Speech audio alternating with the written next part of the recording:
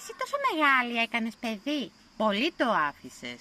Μεγάλη είναι η κακία σου, αγάπη μου, γιατί έτσι και τη μετρήσουμε στα χρόνια, πρέπει να παίρνεις πτυχίο με τον Κολοκοτρώνη στην καλύτερη. Συμμαθήτρια με τον παλαιόν πατρόν Γερμανό. Δεν υπάρχει. Το πότε θα αποφασίσει μια γυναίκα να κάνει παιδί και αν θα κάνει παιδί, είναι καθαρά δικός της λογαριασμός. Είναι δική της η απόφαση μαζί με τον σύντροφό της εάν θέλουν να προχωρήσουν στο επόμενο βήμα και αν η ίδια είναι έτοιμη να αναλάβει έναν ακόμα ρόλο ανάμεσα στους πολλούς ρόλους που έχει μια γυναίκα σήμερα. Γιατί δεν ξέρω αν σου το έχουν πει, το παραμύθι «Η μητρότητα σε ολοκληρώνει σαν γυναίκα» το άκουγες μόνο εσύ στο χωριό σου τη δεκαετία του 50.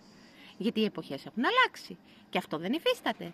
Μια γυναίκα σήμερα προσφέρει πάρα πολλά, κάνει πάρα πολλά εξίσου τέλεια, είτε είναι είτε δεν είναι μαμά. Και αξίζει είτε είναι είτε δεν είναι μαμά.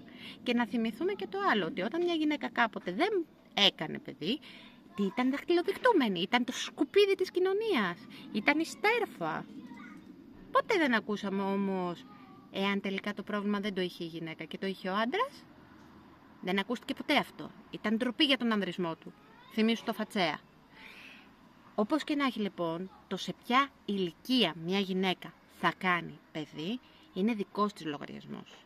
Η μητρότητα δεν σε ολοκληρώνει σαν άνθρωπο, γιατί τότε εσύ θα έπρεπε να είσαι η επιτομή της ολοκλήρωσης. Ανταυτού τι κάνεις, ρίχνεις σχολή, ρίχνεις κακία, σημάδια ότι είσαι δυστυχισμένη, ζεις στη μιζέρια σου και θες κοντά σε αυτήν να πάρεις και τους υπόλοιπους που είναι γύρω σου.